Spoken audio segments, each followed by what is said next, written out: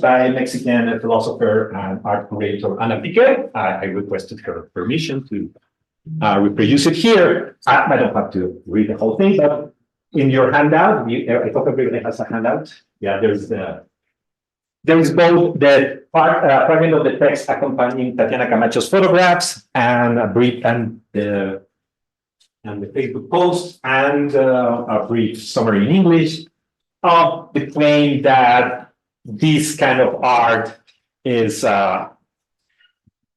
reinforces damaging stereotypes, right? It's uncritical of gender, it reproduces gender, and therefore it should not be deemed feminist. And even though this is just an example, this is very, very common criticism and it's very, very common debate within feminist art. To use another example, this is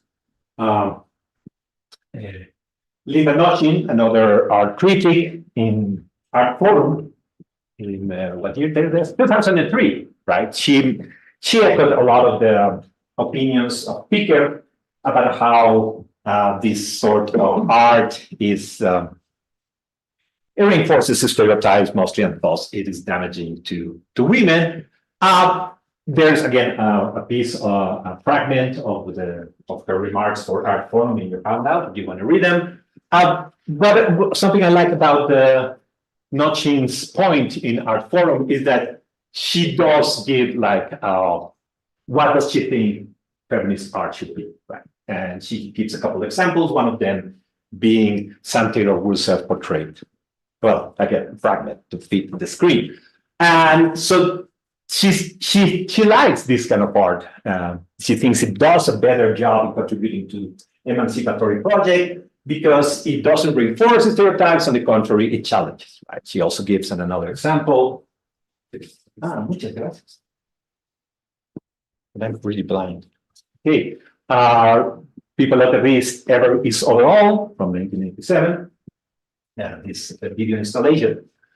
But of course, this is a big problem in feminist art about how to represent women in a way that contributes to emancipatory projects. But this is actually a larger problem. This is not something that is present only in feminist art. It's present in a lot of debates regarding representation. It is present, for example, obviously, this same debate in the representation of disabled people. When I first gave this talk, I used, of course, the representation of Mexican Americans in Hollywood films and things like that. It's the same problem, right? There's a kind of paradox regarding how we represent members of discriminated groups, so that there's kind of a double bind, a lose-lose situation in that no matter how you represent them, the way you represent it seems to contribute to the further discrimination of these groups.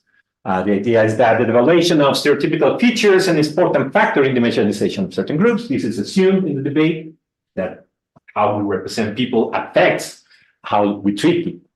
But it seems at least prima facie impossible to propose a reevaluation of these features, which is what people like Tatiana Camacho at least present themselves as attempting to do, in a way that doesn't seem to reinforce those stereotypes, right? So what Tatiana Camacho and artists like her are trying to do is to reevaluate these features that have been attached to these groups in order to stop one of the ways in which marginalization is perpetuated in our society. But the same thing happens vice versa, the other way around, in works like Papalotti Risti or Taylor Wood, where it seems at least prima facie impossible to challenge such stereotypes without at the same time reinforcing the devaluation of those very stereotypical features. That is, pieces like Taylor Wood have been criticized for reinforcing the devaluation of feminine features, which are in part of the way in which women are marginalized. Right, so there's like a paradox here in which there doesn't seem to be a way out. And of course, why are we going to conclude that there cannot be feminist art, or that feminist art should not represent women, or that we should not represent disabled people? Or right, there's a problem there. And my question is whether logic can help. So that's the end of the aesthetics part. Very short.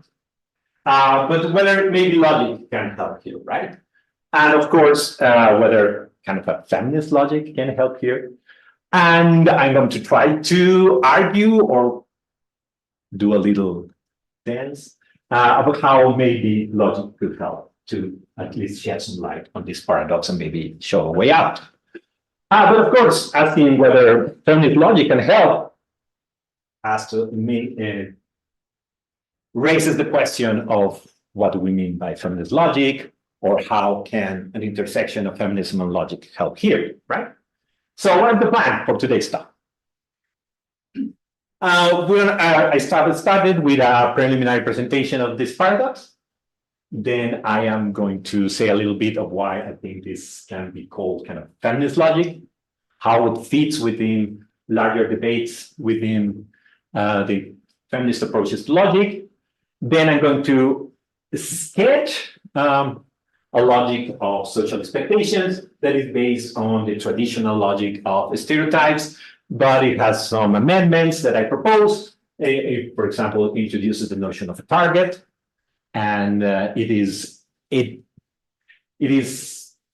expanded to directly deal with social expectations, and also tries to recover both the epistemological and the social normative dimension of social expectations. And I hoped that this can show very clearly how social expectations engender discrimination for groups like the aforementioned.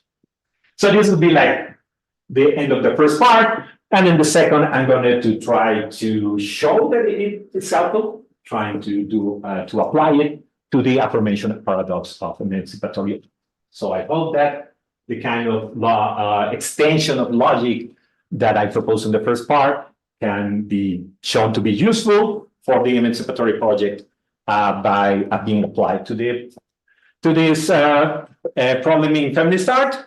So I'm going to talk about considering art as a kind of public announcement so that we can use a dynamic epistemic deontic logic framework, but how this engenders a problem, which is the problem of what is the announcement content of these art pieces, the weak and strong readings, and how this sets at least raises some new open questions that I hope will move the discussion forward.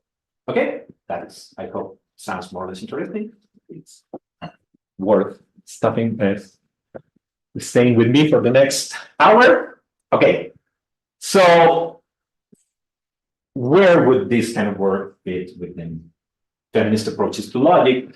As you know, there have been decades and decades of writing about feminism and logic, and the debate is all over the place. The debates are all over the place, but we can still kind of map the different debates and positions like a one-dimension diagram of whether some authors think that logic is part of the problem. Logic contributes, that's the title of a recent paper, contributes to extended justice.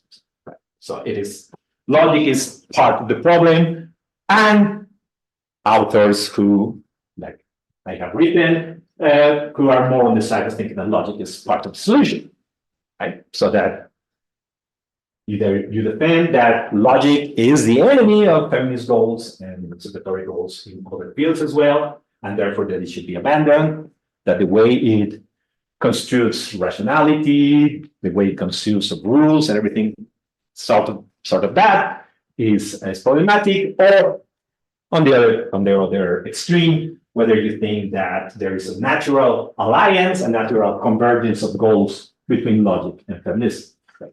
Again, I have defended it before.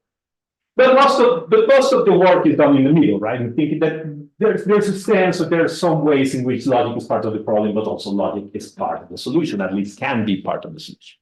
Right? So there's some problem in which how logic is currently happening, how it's currently done, and how it could be, right? And this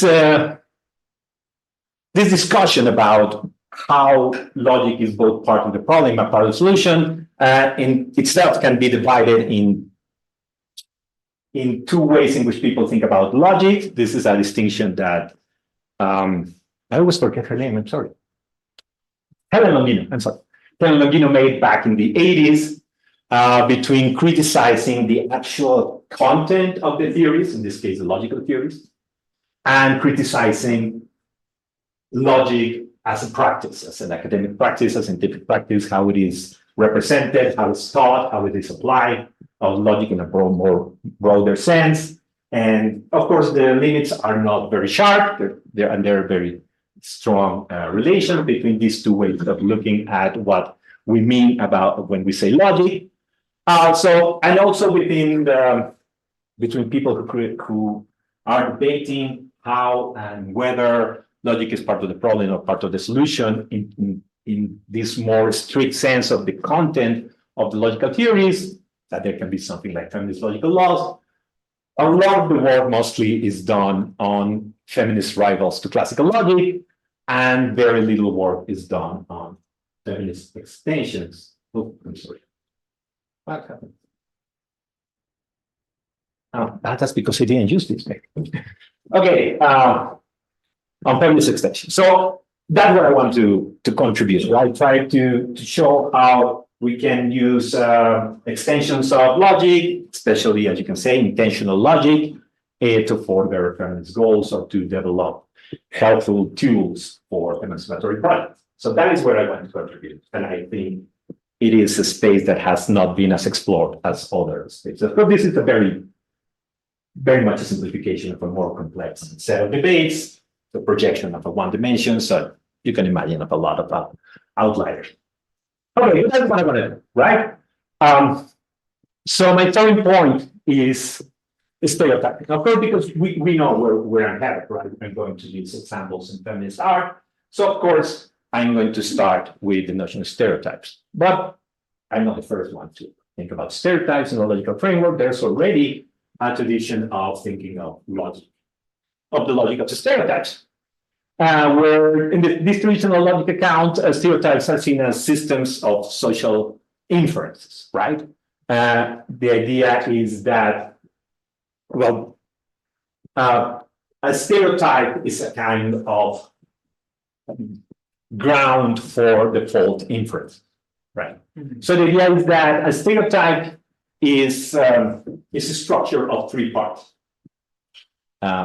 A set of triggering features, like the ones that we use to detect who we're going to apply the stereotype, the social kind that we think belongs to the stereotype, and the actual stereotypical properties. So if we apply this traditional account of stereotypes, it has been developed for like many years. The structure of stereotypical inference is that if an individual exhibits a triggering feature, then it is assumed that the person belongs to a certain social kind, and this person not only has the relevant stereotypical properties, but furthermore, the assumption that the person has the relevant stereotypical properties is justified on the basis of this, of her belonging to the relevant social kind. So this is the sort of inference that defines the logic of the stereotypes, right? So we have a triggering feature that is not considered to be essential to the kind, a stereotypical expectation, and then a further epistemic norm that assures us that if we infer that because the person is of that kind, she has those stereotypical properties, we are justified to believing that. So it is a very defeasible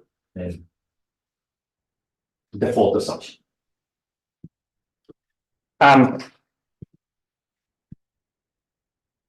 Actually, I say that this is based on the traditional account, but it's not really the very traditional account. I just don't want to get a lot into the very traditional account. This is kind of my own version, because it introduces the distinction between the target and the actual social kind, which is the distinction between why we think somebody belongs to a social kind and that person's actual belonging to a social kind, right? Which is a distinction which is very important when we think about social kinds, because it is useful to make sense of what Novi, Newman, and Prasada have identified as the noble nature of social kinds. Okay, I'm going to use an example because I think I'm talking a little too abstract. So here is La Banda Timbiriche. This is for the Mexicans. Well, for the Latin Americans probably, but mostly for the Mexicans. This is very similar to the original example by Novi, Prasada, and Newman, which is about what makes something be a rock band. I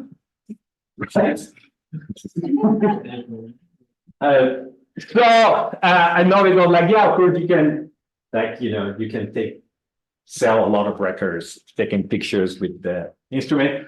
They were very young back then when they take the picture. Actually, a lot of them have become very accomplished musicians nowadays, but this was like 50 years ago, 40-something years ago. Wow.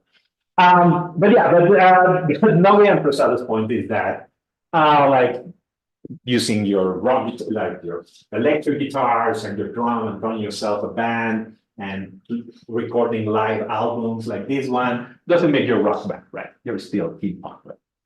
That doesn't mean that these elements are not part of the structure, the logical structure of the concept, right? They still play a role.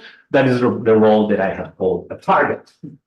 That is the target of our concept. It is the feasible, more easily empirically available features that we use to, at least again, have a default assumption that the persons belong to the social kind.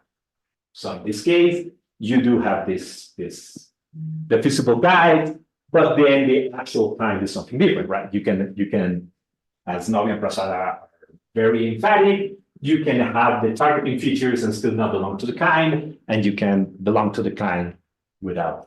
They're independent. They're relatively independent, logically independent, even if they are still related. This is something that they call the double nature of social kinds. So the idea that the target of a kind are the easily detectable features we use to defeasibly identify an individual as member of that kind, like loud guitars or rock and roll.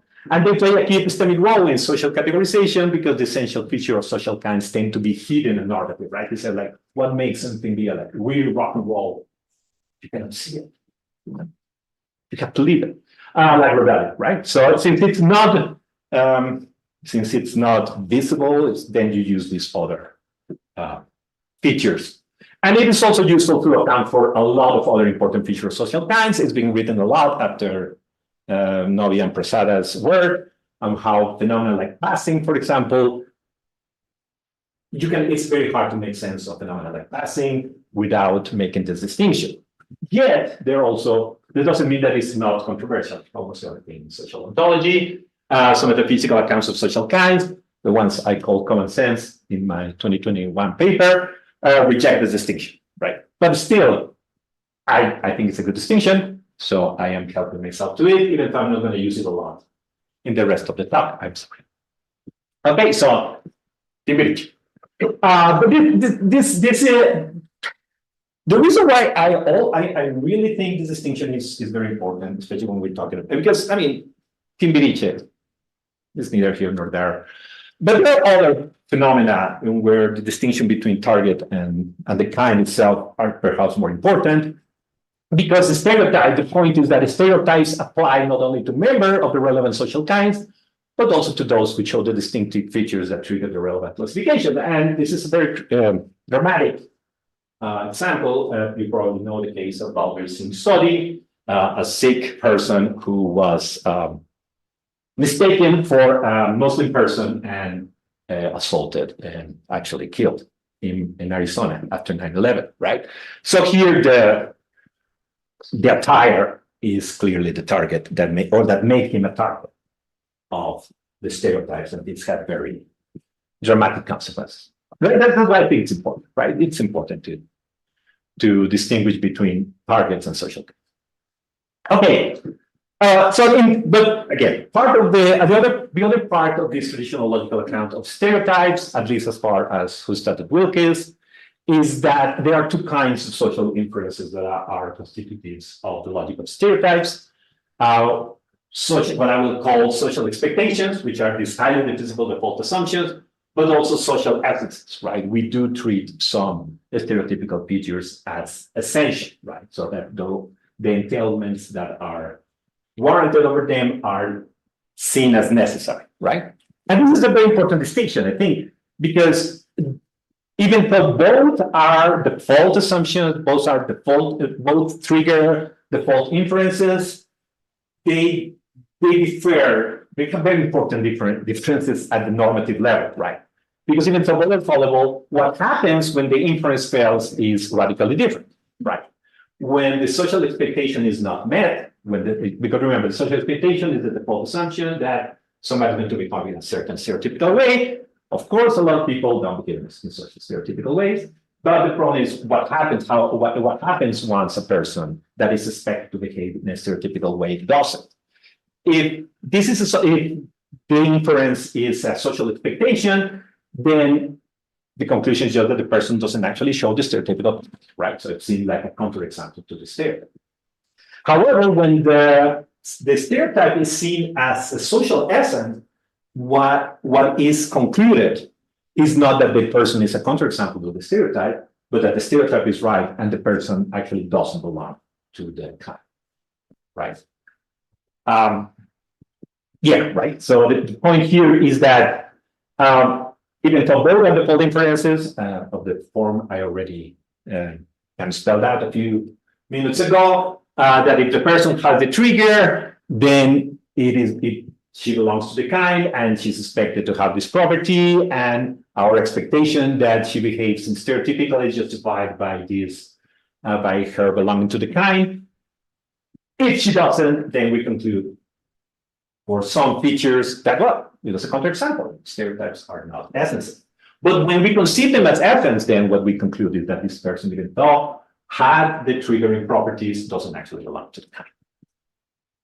This is very, very, very, very problematic. This is really important for social ontology, but alas, I am going to talk today. Social expectations, we can talk about in the Q&A more about social essences.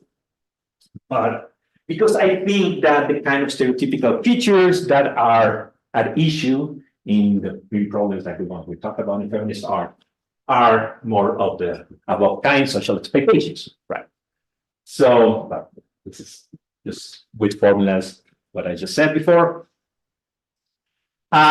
So I'm going to focus on social expectations because the belief resulting from this sort of inference are highly defeasible.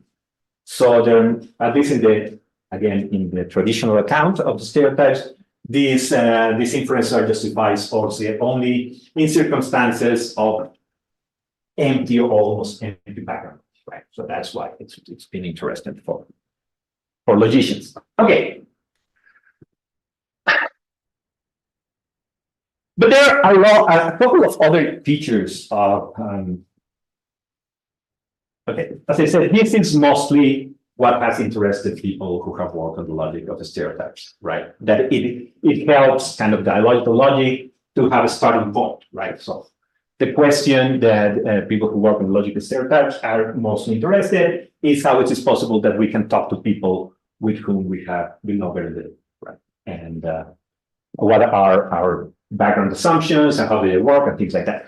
But of course, we have different goals. We are interested in social expectations for other reasons, right? There are all further epistemological and socio-political dimensions that I think we should also capture in the logic effects of social expectations and stereotypes.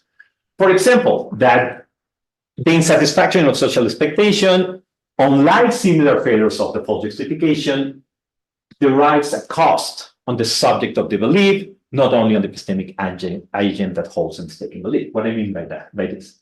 What I mean is that if I encounter a person, somebody encounters a person and this person triggers a stereotype, and based on this stereotype that is socially sanctioned, arrives at an default assumption that this person will become in a stereotypical way, and then happens to not become in a stereotypical way, there's a cost on the person that didn't make expectation. So it is not only that I am like, oh, oops, I was wrong, but there's also like a cost on that person for not behaving as such. Right. That is part of why there's this long tradition of saying that stereotypes are internally, how do you call it, in themselves oppressed, right? It is us who ultimately meet or fail to meet expectations. And that is very different from other forms of the false justification, where, of course, the cost is borne by only the person who ends up with the falsehood.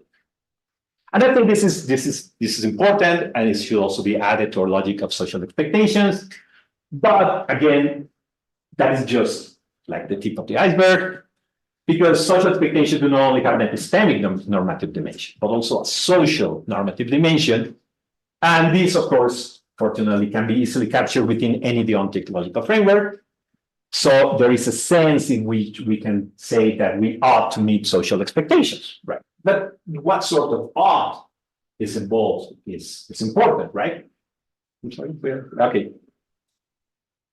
Because as you know, deontic logic and a lot of this, the majority of deontic logic is mostly being interested in modeling norms, and so social expectations are like social. Even though in the literature there's commonly a very sharp distinction between social norms and social expectations, there's a still agreement that there are important similarities, right?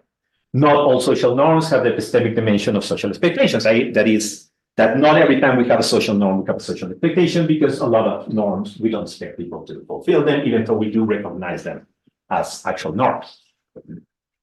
So social expectation, that is why they are seen as separate, different phenomena. However, they do have similar features, like they engender approval and disapproval, and reward and sanctions, just like social norms. And I forgot to put the reference there. So, but yeah, this is widely recognized, that because they engender approval and disapproval, rewards and sanctions, this is sufficient to be modeled in a straightforward manner within deontic logic, especially deontic logics that make explicit the relationship between the deontic nature of the operators and phenomena like sanctions, rewards, approval, and disapproval. For example, Ross Anderson deontic logic from 58, the ought is explicitly defined as generating a sanction, right? So what does it mean that something ought to be the case? That if you don't do it, you're going to get a sanction, right? That is Ross Anderson's actual definition of ought. So if we help ourselves to this sort of definition, then we can work with social expectations very straightforward within deontic logic. And this is also very nice because this helps us to, of course, manipulate the interpretation of those three operators to get different conceptions of what is the relation between, what is the normative force of these sanctions, whether they are defeasible, they're not defeasible, whether they're necessary, what does it mean to not follow an expectation, et cetera, right? So there is a lot of work that can be done there, just thinking of social expectations within a deontic framework. Actually, what I'm going to be interested is a very straightforward and natural consequence of inserting this kind of ways of thinking formally about social expectation within a deontic framework, right? Because the idea is that if we have this, if we allow ourselves to this definition of ought, and we recognize that social expectations have this normative dimension where the inference is that, well, yeah, the existence, no, the previous one. So I am going back and forth. Okay, is that that there is a sanction for this, for the not meeting of the social expectations. Now I'm going to go forward too. Then we're going to get at least situations in which we're going to have some social expectations within our stereotype, but the stereotypical expected feature itself might be something that is devaluated, right? Something that you ought not to do, right? And this happens a lot, right? There are a lot of times in which our social expectations, our stereotypes are not neutral. How long? But they are not neutral, right? They are themselves devaluated, right? And this is what happens in with femininity, right? A lot of the stereotypical features of femininity are not neutral in our deontic social background. They are independently of the stereotype also devaluated. So when we have these two features, then of course we are going to get, oh, there's an O there, that that belonging to the very kind is what is sanctioned, right? So this is the double bind, right? That people that belongs to this kind of social kinds, and there are a lot of them, right? And as I already said, okay, women is one of them. Of course, being a Muslim in certain social contexts is another example. In my previous talk, I also talked about Mexican Americans. As a matter of fact, I would say this is a defining feature. This of course, are Roma people in Europe. This is a picture from Jem Base from a recent demonstration in the United Kingdom. So there are all these groups that not only are they a stereotype, but the stereotype features that are assigned to them are themselves also, for example, in this case, criminalized, right? There's this stereotype that Roma people are criminals, right? So I would say that this combination of these two deontic facts is kind of what defines the situation of the discriminated groups. There are a lot of groups for which there are a lot of cases for which this is true, and women is just one of them. So this is like the logical framework within I'm going to work. Now, I think we already have the pieces in place to go back to our original question. Of course, I forgot to say, there are some deontic logic where this doesn't follow, right? Even though most natural deontic logics allow for this inference. For example, Neri Castañeda's deontic logic from the 90s didn't allow for this inference to go through. However, fortunately, if we use again our distinction between a target and a kind, this sort of inference does go through, of course, with an output delivery. But I don't want to spend a lot of time on this, but we can talk about it if you want in the Q&A. But the idea is that this is what happens with these discriminated groups. This is, I would say, a defining feature of discrimination. So we go back to whether representation matters. This is another picture from Tatiana Camacho's series. So we go back to the question of whether there really was something wrong with Tatiana Camacho's work, whether Picker and Nocelli are right, or whether Camacho is right, and that these criticisms are unfair, and what does it depend on? So in order to apply this framework that I have been developing or sketching, but not really developing, we start again from this idea that social expectations are like social norms. As I just said, they are widely conceived to engender approval, disapproval, rewards and sanctions, where they talk about rewards and sanctions. But I think part of the importance in order to apply this to our phenomenon in feminist art is approval and disapproval, right? And this is Joy Chicago working on the dinner party. And this is what I worked with her when I was her student. Because social acts of approval and disapproval affect our social evaluation, right? And to approve of an action is at least partially to make a positive assessment of such an action. And to socially express this approval is to assert these positives, right? So there's already a social aspect in the way in which social expectations are related to acts of approval and disapproval, in particular social acts of approval and disapproval. Social acts of approval and disapproval build and affect our social expectations, right? Social approval aims at affecting the social value of an action, and the same holds for disapproval, right? So there is there seems to be a very natural relation between expectations and social acts of approval and disapproval. And this, I think, is the way we should think the relationship between social expectation, stereotypes, and art, right? Because if at least in this logical framework.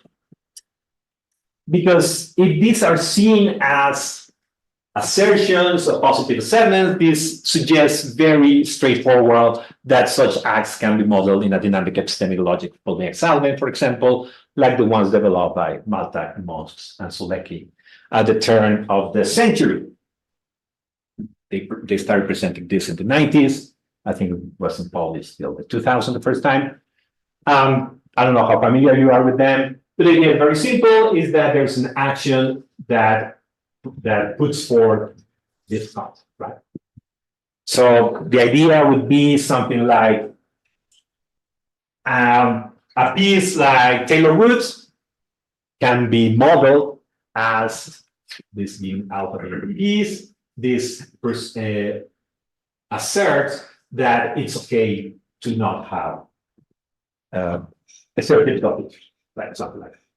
Right. So that way we can use kind of the product of a dynamic epistemic logic of public announcement with our deontic framework and have like a logic of what's happening in these art pieces. Unfortunately, as you probably know, combining dynamic epistemic logic and deontic modality complicates significantly the logic, at least in the semantic sense, right? The models become very complicated because we need accessibility relations for not only the deontic relations and the epistemic relation, but also they have to be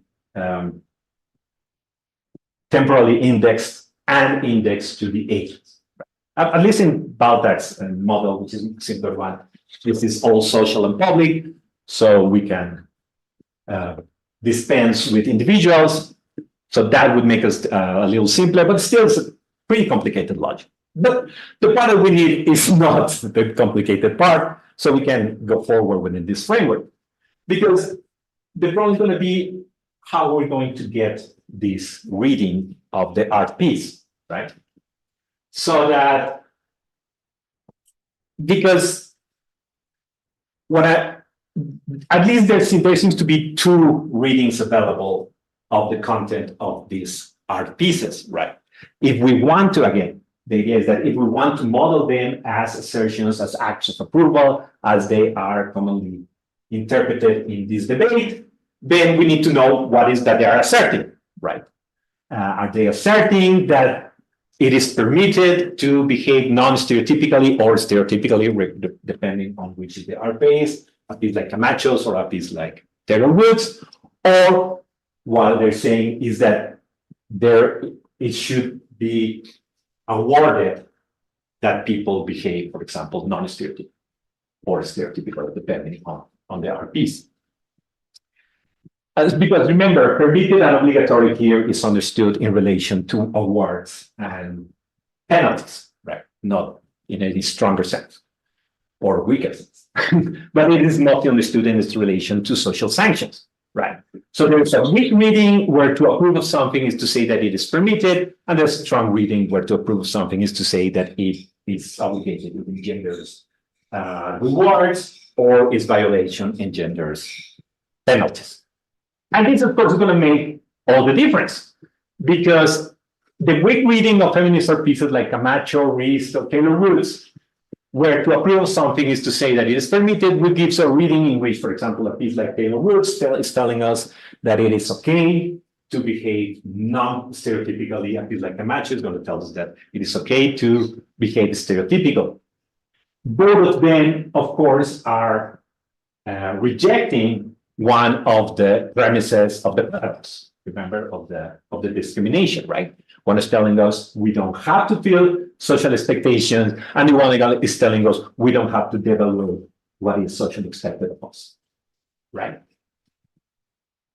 And if this is what the content of this piece is giving us, then any one of them is sufficient to block the conclusion that there is a natural sanction to this, to being a woman, or to being Mexican American, or to being a Roma or a Muslim. And furthermore, together they entail the positive, right? That there is something to be approved of, something to be rewarded about belonging to these social kinds, if we get the both of them, right? So if the feminist pieces have this weak reading, then everything is cute, is nice, feminist art works, and they are contributing, both of them are contributing to the emancipatory project.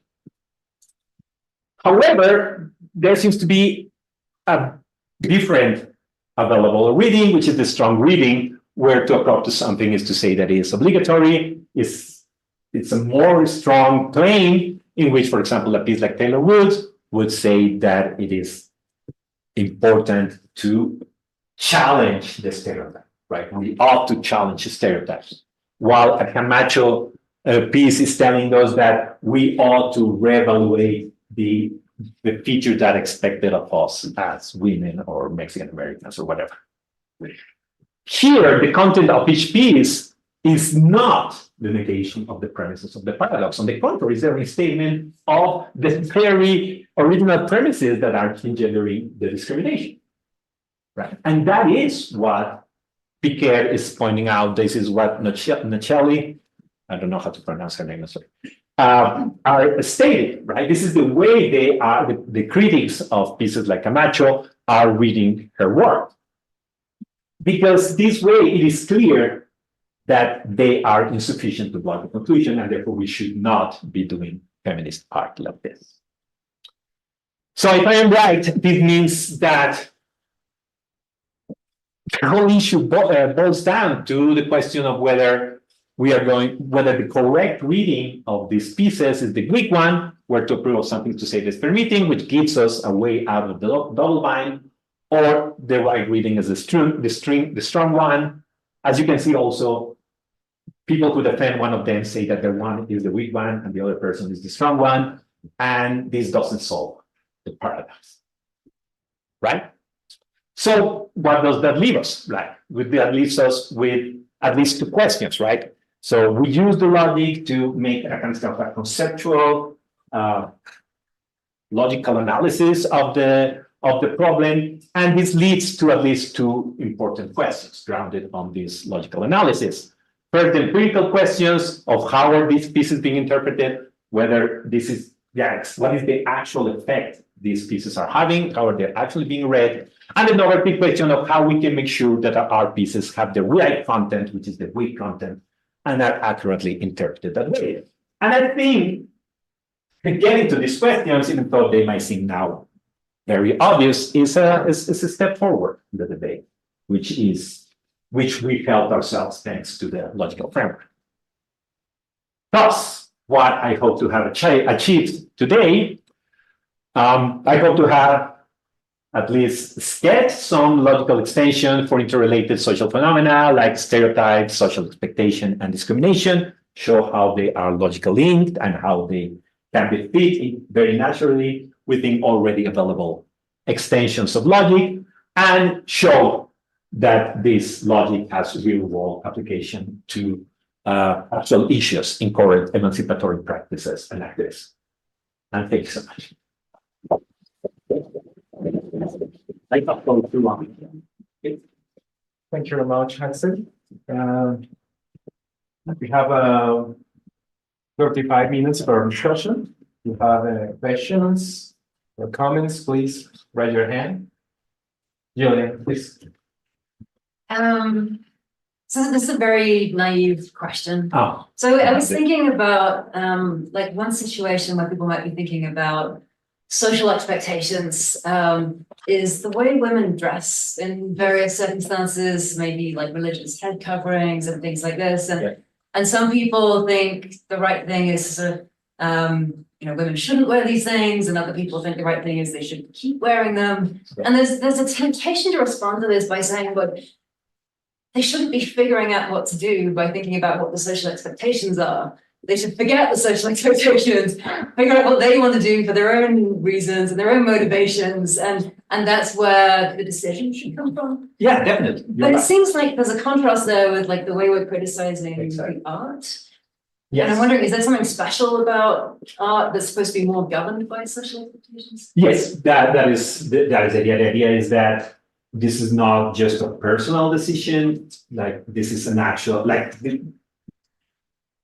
the general framework is the idea that an art piece, there's a very important, well, not important, there's at least a gradual distinction between how you dress and what you present in an art piece, so that there is a more of a social dimension in the art piece, because you are inserted in a series of social practices of what art is that include displaying. Again, it's like not in agreement, but the general framework is this idea, at least for these authors and these artists, is that there is more of a public statement in making an art piece than in making personal decision of, for example, how to dress, right? That is why this makes this is more fit for that. But this is also not what everybody thinks. A lot of people think that also how you dress should be this way. And yes, yeah. and of course, your milestone is somebody else's milestone, right? And other people would also say that no, that we need is to isolate the art piece from the social expectation. But there's also people who go the other way around, because again, when the way we dress, we also do it socially. The way we dress right now, it's in front of you, it's going to be in the video, they'll have to see, and that is also going to, and this, I bought it in the limited section. So yeah, those things are important, right? Thank you. Ángel. It's just a problem of, because I disagree, because I think that the way you dress is also a political, Yes. it can be, and many times it is, and also it responds a lot to social expectations. So that was, but that's not the only thing. I think that it is important because you can answer depending on whether you're thinking on a description. So in a descriptive sense, social expectations are important in art, as in the way you dress. Yes. But in a normative fashion, probably not. I'm not sure, but probably not. Oh, that's a good So question. probably you could try to think about it in that distinction and give another answer. No, you're completely right. And I think it's something I should have also added to my answer to Dr. Russell, which is that just because something has a social dimension, at least a lot of people have argued that, and just because something has the social dimension, that doesn't mean that you are committed to act in accordance with the political responsibility of making that as a social act, right? So that we should not be activists all the time, even in every circumstance in which our actions have social consequences, right? So you probably know there's a long debate about when these responsibilities kick in, right? Just because we know that something has a social consequence, that we can behave in a way that furthers emancipatory goals, does that mean that we ought to? Or when, yeah, you're completely right. And I think that was also, well, back and forth, right? I don't know. No. Okay, I was wrong. I'm not sure. Okay, Thomas, please. Okay, thank you. So what I guess it's kind of two-parter, but first thing is the technical question of what populates those alphas? Are those individual works? Are those works plus context, or am I the propositional content of a work?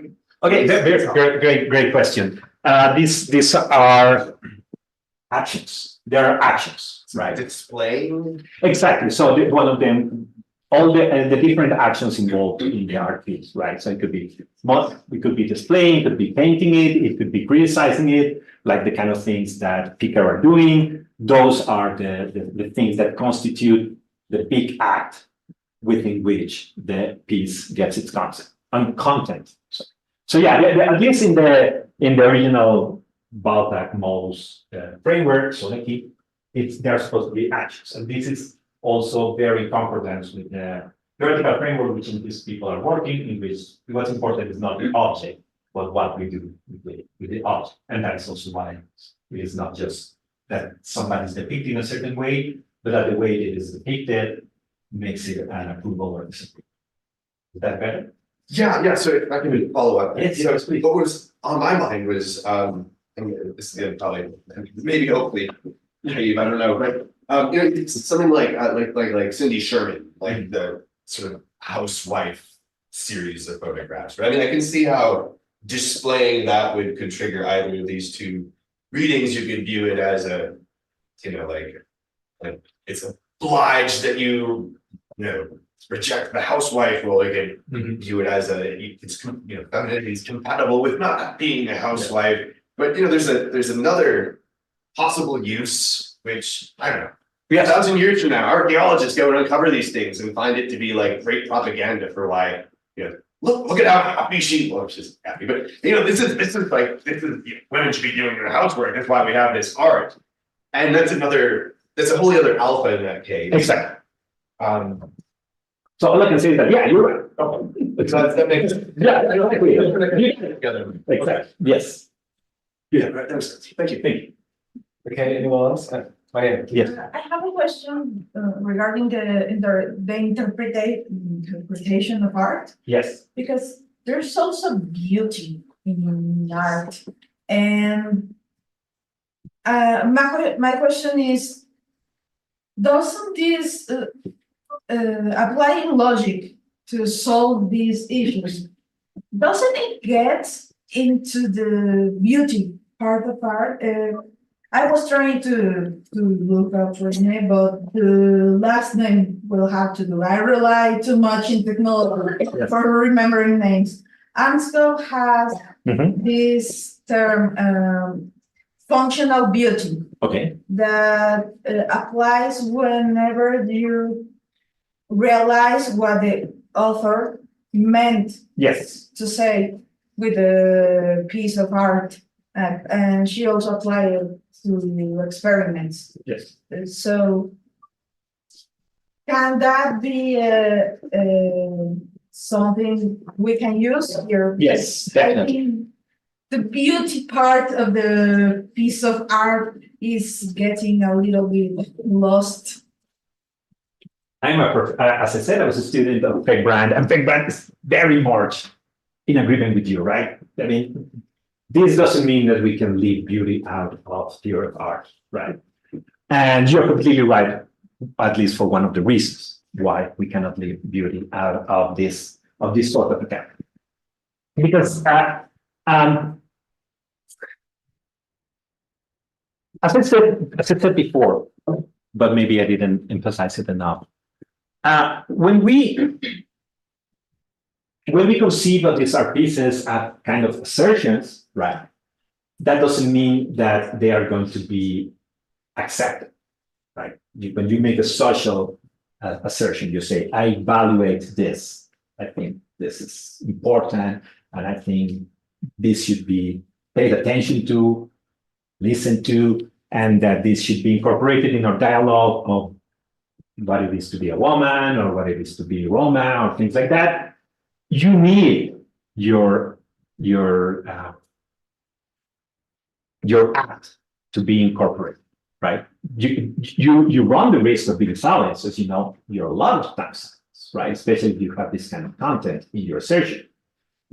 Well, there are some people who think that beauty is something that can help you, right? Beauty can call attention to your art piece so that you can get the emancipatory content into the debate. Because as you say, beauty is still something that attracts people, that is still is like the way you hook them into the contemplating art piece. And if it's well done, then they will get the message that you want to convey, right?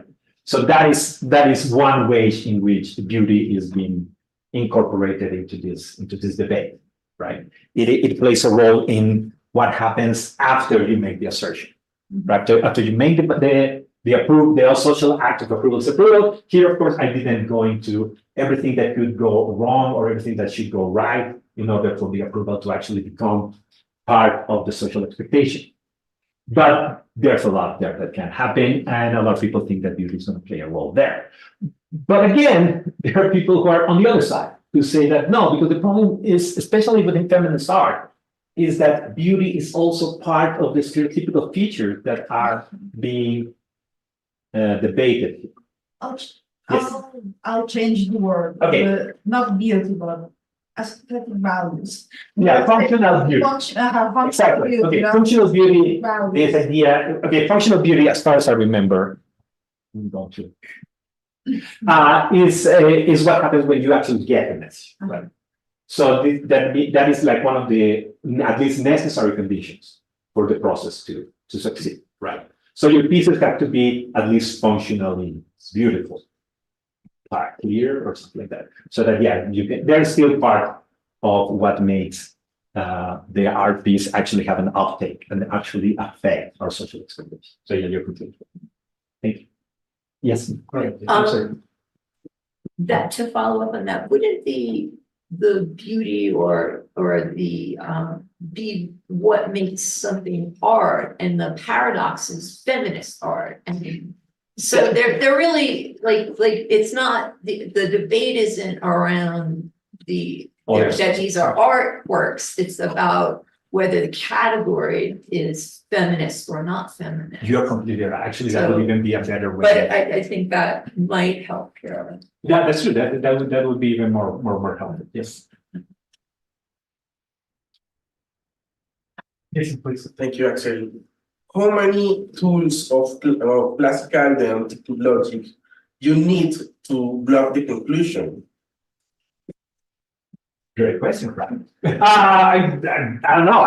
We have to go through all the steps or all the elements in the deontic logic, in the dynamic part.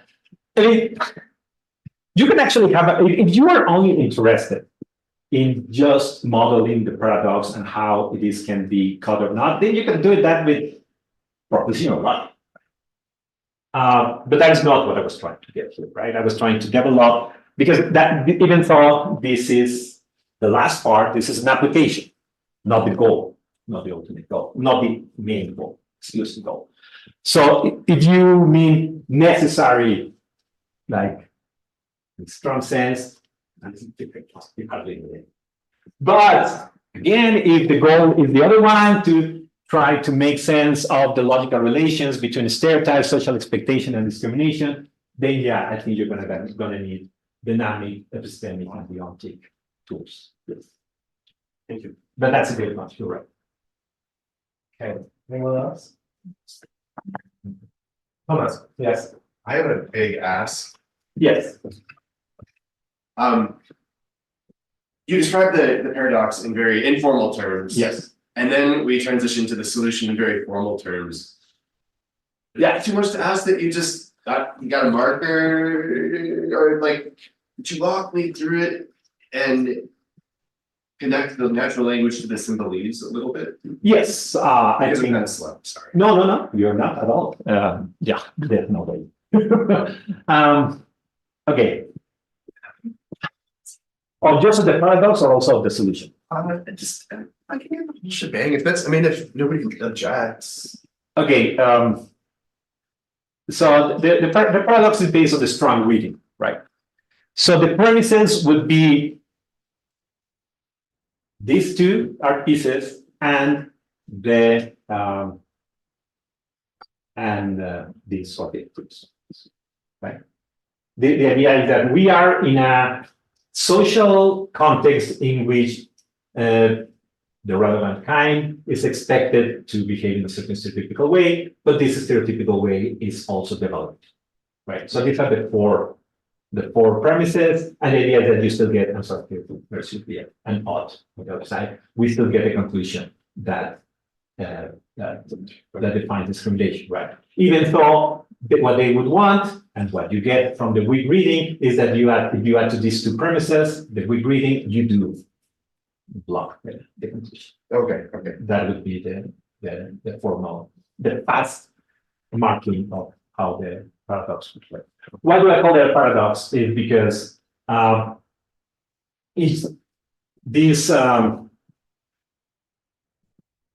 these pieces are aimed at stopping the conclusion, and yet they fail, right? Even though each one of them seem at least attacking to be targeting the premises.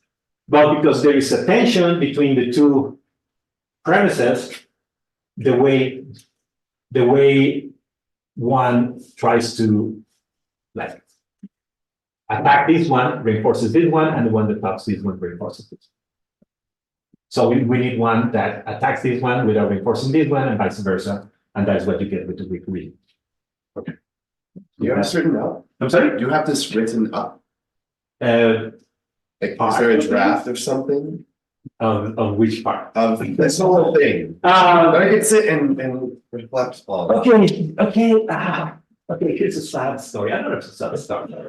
But when I was working on this, I presented some colleagues and they told me, you know what? It would be good if you remove that formal part from your draft.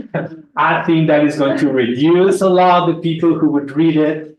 And so the draft is mostly without the formal part. Yeah, that sucks, isn't it? Yeah, but Can I ask for it at some point? Could I ask? Oh, yes, yes, and so that's why I'm also thankful from people that allowed me to go back to that word and put the formal part back in, right? Yeah.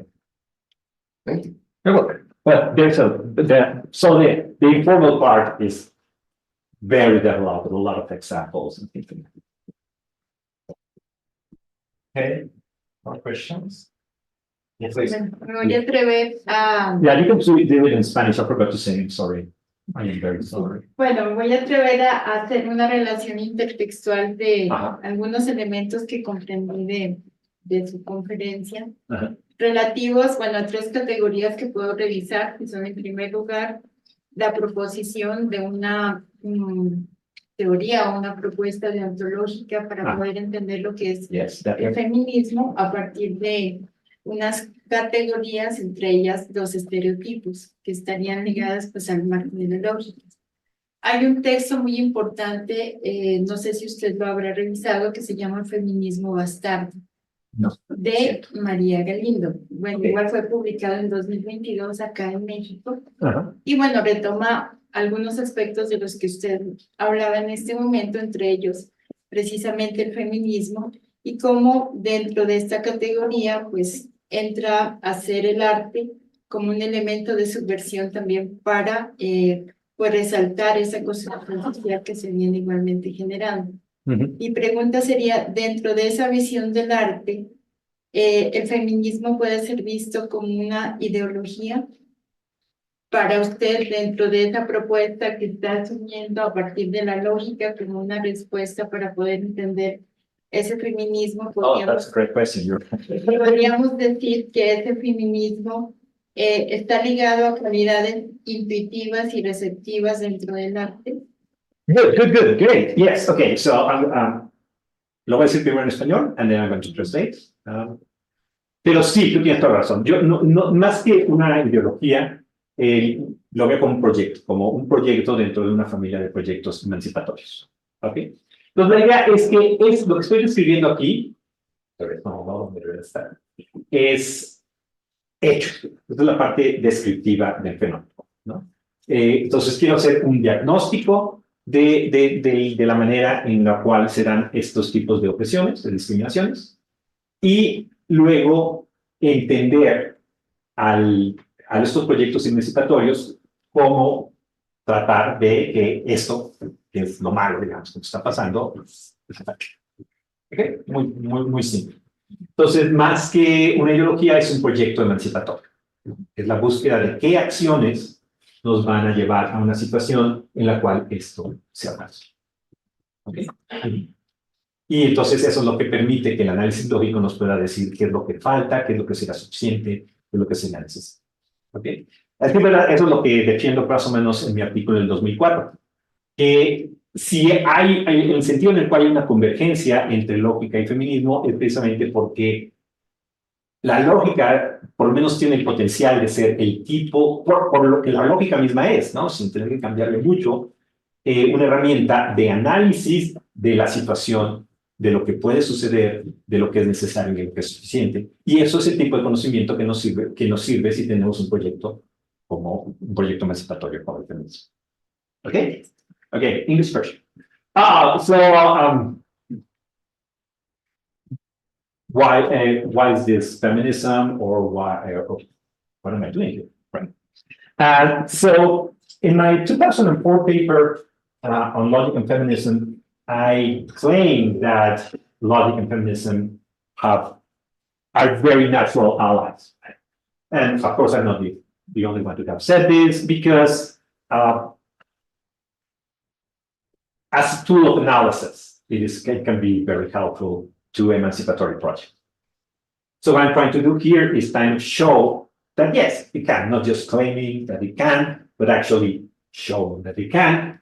And the way I'm doing it is just by, without having to become an ideology, which is what you're interested in, show, well, at least they claim that this is a description of the current state. It's like the diagnostic part of the problem. And that by having a logical representation of the situation, right? This is an actual empirical claim about how the world really works and how it engenders discrimination, right? And claiming that these are the causes and that this is how this is the effect. And this is what logic helps us build, right? It helps us have very conspicuous representations of the elements involved in, for example, a phenomenon like this. And this kind of very explicit formal representation that allows us to see what is necessary, what is sufficient, as Christian also said, what are the conditions under which this can generate this, allows us also to better formulate emancipatory projects. Where an emancipatory project is just to stop this, right? So what the logic is not doing is telling us why we don't want this, right? I assume that is right. Common sense, I don't know. Or maybe it's not, but at least we, from the outside of the logic, we identify this as something that we don't want. And the logic allows us to tell you, okay, so we need to do something here, right? So that is how I think logic helps this anticipatory project. Thank you. I think I have a problem, but I don't know if it's a general assertion, thinking that all social expectations in gender discrimination, I think. No. No, because I think there are some which clearly do not. And I think that that is true only if, well, depending on the social structure you're in. And so it's either, if it's a structure which promotes oppression, then probably most of them will produce discrimination. But if you live in a structure where oppression is not what prevails, then probably it would not. I don't know if I agree with you, but I know why you are worried. Okay, so I'm going to tell you at least what I am completely agree, right? So this is the social expectation, but this by itself, even though a lot of people have argued that this by itself is always oppressive, that requires a very liberal reading of oppression, which we know without you. But my worry is about what happens when our expectations happen in a social context in which we also have this, right? So the problem is not so much that we are expected to behave stereotypical, but that not all stereotypes are the same. Some stereotypes are devaluated, right? And that is so that is why not all social expectations in gender studies, at least in my model. But I know that, but you're also interested in cases where this itself can also engender discrimination because we have further premises about how this is important, right? So that if our art, or if the sanction that is involved in our art is strong enough, then this is going to make every art oppressive. You're completely right. But yeah, this is nothing that I talked about, even though I hope to have signal that it is there. Sí, tiene razón. Bueno, exactamente acerca de cuáles son las circunstancias en las que eso va a pasar, no sé. Yo creo que al final vamos a llegar a la conclusión. Okay, I'm sorry. What are the further conditions that are necessary for every expectation or for some expectations, or even better, whether there is a world in which we could have social expectations that are never oppressive? I think that is what you are most interested in. I know that's what your work is about. So I just defer to you. What else?